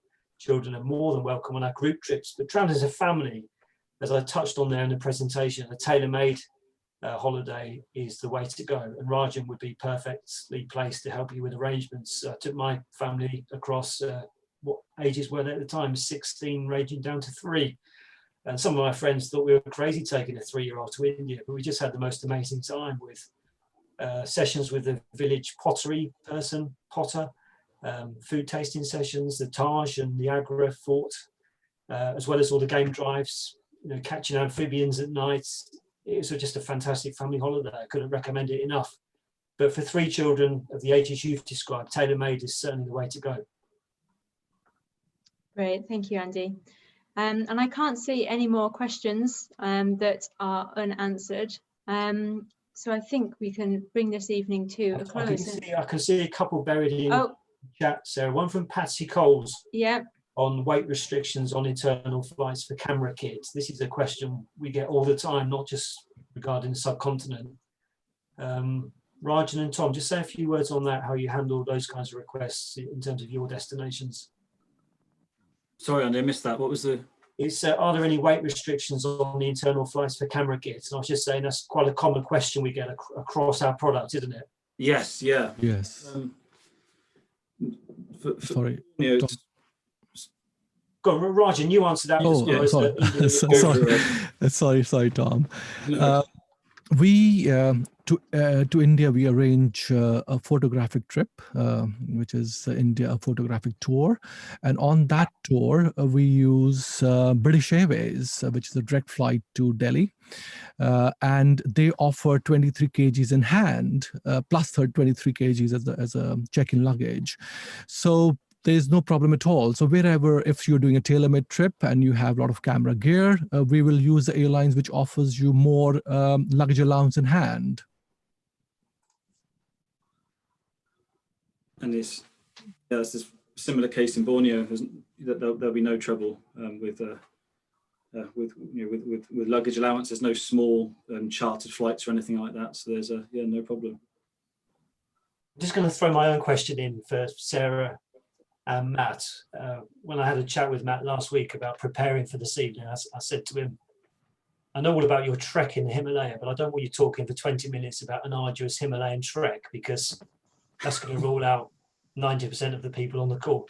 But I know you have both done Himalayan treks, and as Sarah touched on at the outset, it's really the roots of Naturetrek. That's where David Mills was working in the mid-80s. And we still offer treks, don't we? And we'd love to do more of them. So if you're listening in and you're intrepid and you want to do the Annapurna circuit or a botanical trek through Bhutan, then contact Rajan. We've got a trip for you. But it's just Sarah and Tom, just sum up in a few words how you found your Himalayan treks. And don't say, Sarah, that you nearly died. Yeah, a couple of years ago, I trekked to Everest Base Camp and trekked the Everest high passes as well. So there's a big circular route that you can do, which is a much more scenic route to Everest Base Camp than going on the sort of main path where most of the sort of tour groups follow. We went over high passes instead. Talking at sort of altitudes of 5,500 meters and things. It was fantastic. It was an experience I'll never forget. And the scenery was incredible. And to be trekking in the, with the backdrop of the Himalaya around you the entire time, and just standing at Everest Base Camp in the mouth of Everest is absolutely incredible. Depending on what time of year you want to go, you can just see the wonderful rhododendron forests. If you go in March, but the times are sort of better for birds and things. If you want generally clearer skies that have been cleared for after the monsoons, then November is a better time to go, which is when I went. And also went to the Gokyo Lakes, and our trip to Mount Everest Base Camp and Gokyo Lakes obviously goes to these areas too. So you can summit Gokyo Ri, which is a trekking peak, and just you're seeing glaciers that just travel for miles and miles, and it really is a spectacular place. I'd highly recommend it. Matt, you also went? Yeah, that was pretty much the same experience for me. I went in February, so the temperatures were extremely cold, especially the higher up you went, got up to around -20 around base camp. However, I wasn't expecting much wildlife, much bird life due to the temperatures. However, I was completely mistaken. In fact, I was staggered by just how abundant the bird life was. Even up to Everest Base Camp, there were great rose finches flying around, snowcocks, etc. So it was just an incredible experience. And to go in February when there's no other trekkers at all on the main routes, so we were the first group to go up. It was a fantastic experience, and one I would love to do again. And I now have the love of base camp. I have the love of Everest, and I've set my sights to maybe go up to the top one day as well. So that's my life ambition from now. So yeah, I highly recommend. Great. Rajan, and just a word from you on the treks you've operated for Naturetrek in the past. What would be your favourite one, do you think? What of our treks would you recommend for someone wanting a bird watching and plant field trek through the Himalaya? A few years ago, I arranged a Prince Charles trek in Nepal, and that was lovely. Not very difficult. Visited places close to Pokhara, and it was a leisurely trek. People enjoyed. We took lovely picnics. We pitched tents. Rajan, hang on a second. Did Prince Charles go on the trek, or is this a trek? Yeah. Oh, yeah. Apologies. Yes, I should. Yeah, I should have said before. Yes, he did, and then that's how it was named as Prince Charles Trek, and it is amazing trek. If you don't want to climb Langtang or Annapurna ranges or higher treks, then we do have some lovely scenic easy treks, and one of the favorite ones which I arranged a few years ago was the Prince Charles Trek. Great. Heather Sargent says, can thoroughly recommend the shorter ibis build trek as an introduction. Thanks, Heather, for that comment. Great. Great. Yeah, panelists, do you have anything extra to add? I think we've answered all of our questions. No? Okay, right. Well, folks, thank you all so much for joining. This has been the 4th of 13 evenings that we have. So please do sign up for others. During the interval, I listed our other upcoming presentations. So do just hop onto our website to sign up for more if you haven't already. And would also appreciate any feedback that you may have. We're still just getting to grips with this. It's our first week of doing it. And if you have any feedback for us, then please just email us at info@naturetrek.co.uk. We'll be back the same time on Thursday evening at 7:30 p.m, where we'll be taking you to Western Europe, covering Switzerland, Slovenia, France, and Sweden. We hope you can join us, and we'll stay online for the next 5 minutes or so in case there are any last-minute questions. But until the next time, take care and good night, everyone. Thank you for joining. Thanks, everybody. Thank you.